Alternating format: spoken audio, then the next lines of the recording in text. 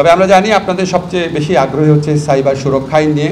আমরা যখন আমরা দায়িত্ব গ্রহণ করি তখনই আমরা বলেছিলাম আমরা যে আগের যেটা আইন আছে সাইবার সিকিউরিটি অ্যাক্ট সেটা আমরা বাতিল করে আমরা একটা যুগোপযোগী আইন করব।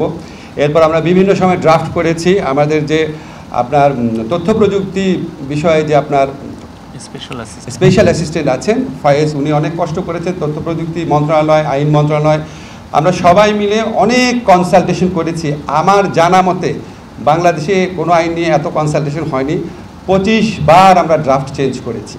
সবশেষে আমরা এই আইনের যারা সবচেয়ে বড় সমালোচক ছিল সিভিল সোসাইটি, তাদের সাথে 3 ঘন্টা একসাথে বসে ফাইনাল করেছি, চূড়ান্ত করেছি ড্রাফটটা। আজকে এটা উপদেষ্টা পরিষদের মিটিংয়ে উঠেছিল, তারপর সেখানে একটা অ্যামেন্ডমেন্টের সাজেশন আসছে, সেটাও আমরা করবো বলে সিদ্ধান্ত নিয়েছি।